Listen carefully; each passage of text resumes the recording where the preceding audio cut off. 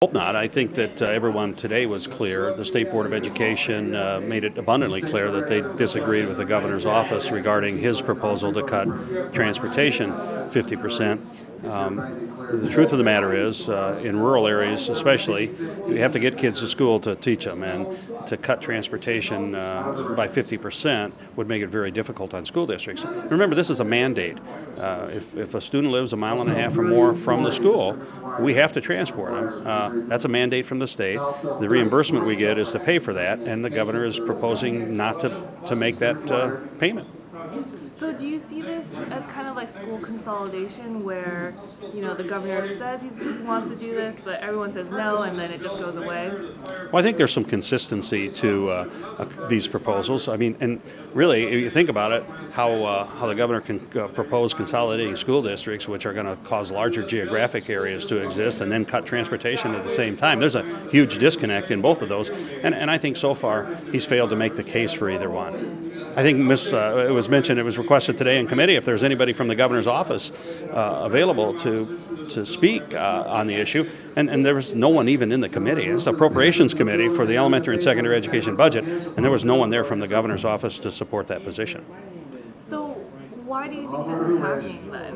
I don't know. It's a good question. I think it's one the governor needs to answer. I know that there are tough cuts that have to be made. I suppose there is some idea that if you put the money in the foundation level, schools can use that for transportation. But the foundation level distributes money differently depending on the school. And at the end of the day, everyone has the mandate, but only some would get that distribution. So, I don't know why.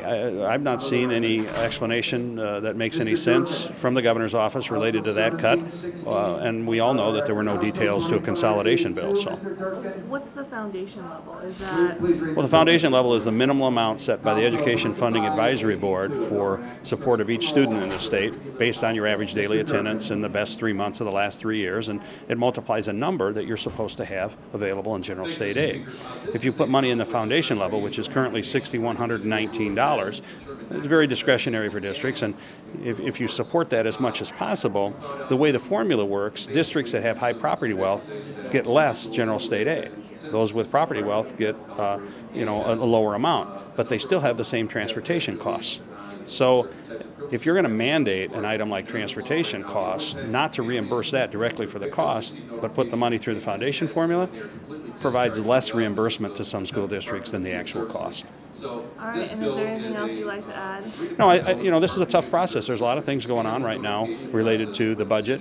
Hopefully we'll be able to get to a point where we have some agreement on where these funds need to go to best support schools. But I really think there's a lot of support from the state board perspective and really a lot of committee members to put money in transportation despite the governor's recommendation. They seem to be scared that they won't get their full funding. Well, I think there's a concern with a mandate like that you're not going to be able to provide the service either. I mean, where will the money come from? It has to come from the classroom then. It comes from books. It comes from higher class sizes. So, yeah, there's concern.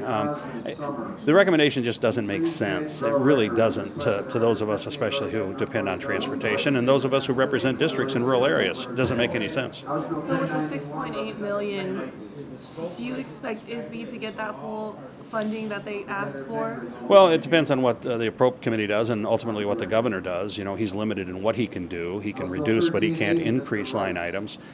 He's had some real discretionary authority the last couple of years in lump sums that I don't think he's going to have. So I think the will of the Appropriations Committee will mean a lot this year as the bill comes out of the House. $6.8 million doesn't cover all of what we had last year. It's a couple $100 million short or close to that. So if that's the number we end up with, we're going to have to make some tough decisions. What is that will of the committee right now, if you had to put in a test? Well, I think we're working together pretty well right now. I think we understand, as the state board has indicated, that foundation level and mandated categoricals should be the priorities. There are some other areas that need to be funded, and we got to make sure they're funded as well. But so far, so good. I think we're working well together. I think Chairman Davis is listening, and hopefully that'll continue throughout the spring process here.